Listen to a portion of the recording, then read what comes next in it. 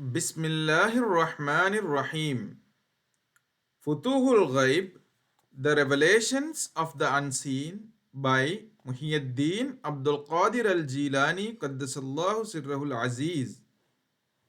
The 42nd discourse. He, may Allah be pleased with him, said, the spirit of man can be in two conditions and there is no third one. The spirit of man can be in two conditions and there is no third one. The state of happiness and the state of trouble.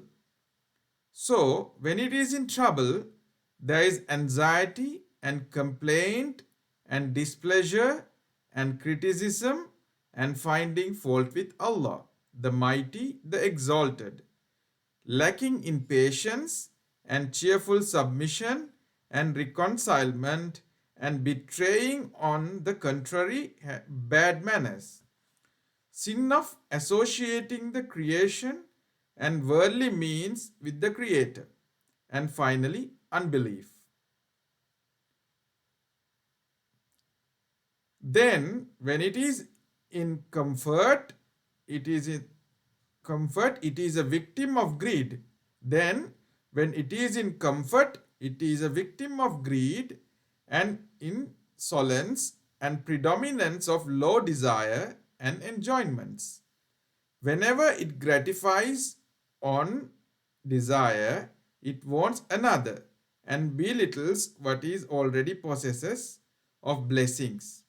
Then it finds fault and defect in these blessings and asks for one better than these and brighter as well, out of what is not in its lot, and turns away from what is allotted to it, and thus involves the man in a long series of troubles, and does not feel contented with what is in the hands and what is allotted to it, and the land and the lands into distress and in places of destruction in the midst of long series of trouble, which has no end either in this world or in the hereafter, as it has been said, verily the most distressing of punishment is seeking what is not allotted.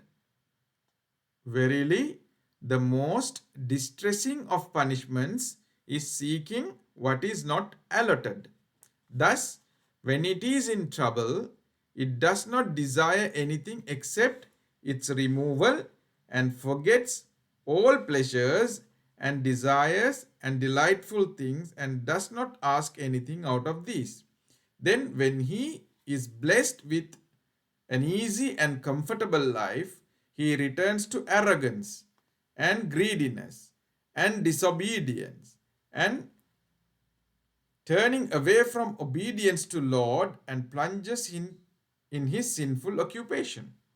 And he forgets the misfortune he had lately been into and the calamity to which he has been a victim. So he is hurried back to a state worse than what he was in, with various kinds of calamities and troubles as a punishment for what it had perpetrated and committed and for major sins, in order to keep him away from these and restrain him from sinful acts in future. After it was found that ease and comfort would not reform him, but that his safety lay in calamities and difficulties.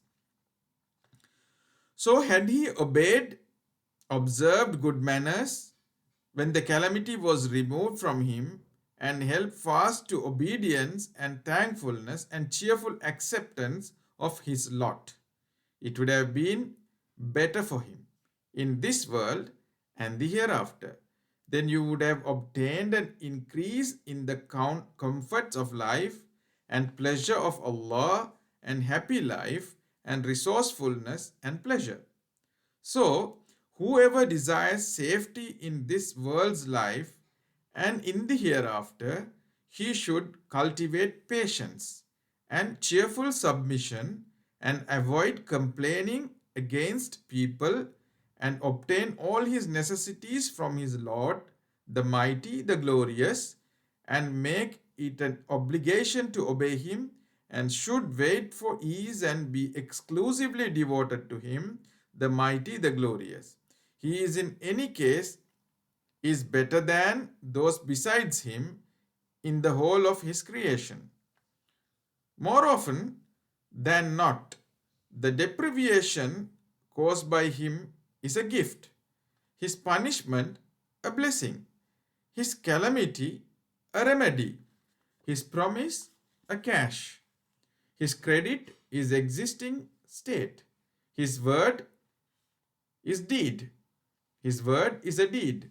Undoubtedly, his word and his commandment, when he intends to do anything, is only saying to be kun. When he intends to do anything, is only saying it to be kun, and it comes into being, fayakun.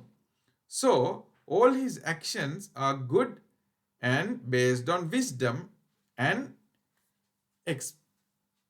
expedience, excepting that he keeps the knowledge of his expedience hidden from his servants, and he is alone in this. So it is better and proper for the servants to be in a state of cheerful submission and resignation, and to be engaged in service to him by carrying out his orders and observing his prohibitions, and being resigned to his allotment, and by discarding such occupations as pertain to the nourishment of the creation, because this privilege is the source of all allotments and the point of their coming into force and their basis, and to be silent on why, how, and when on happenings, and be silent on why, how, and when of happenings, and to refrain from ascribing fault to Allah in all his actions and inactions. This statement derives its validity from a hadith narrated by Abdullah ibn Abbas radiyallahu ta'ala anhu, may Allah be pleased with him, who is quoted by Atta ibn Abbas by, may Allah be pleased with him. Ibn Abbas is reportedly to have said, I was riding behind the Prophet sallallahu alaihi wasallam when he said to me, my boy, guard the obligations to Allah. Allah will look after you. Guard the obligations to Allah, you will find him in front of you.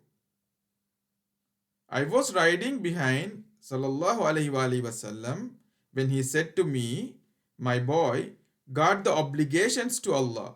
Allah will look after you. Guard the obligations to Allah, you will find him in front of you.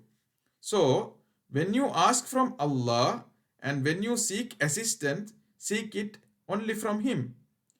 The pen is dried after writing down all that is to happen, and if the servants of Allah strive to benefit you with anything which Allah has allotted for you, and which Allah has not decreed for you, they will not be able to do it. And if all the servants of Allah strive to harm you with anything which Allah has not decreed for you, they will not be able to do so. So, if you can act upon the commandments of Allah with sincerity of faith, do it. And if you are unable to do so, then surely it is better to be patient on what you dislike, seeing that there is much good in it.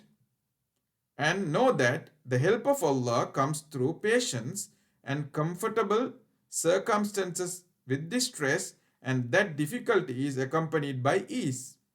So,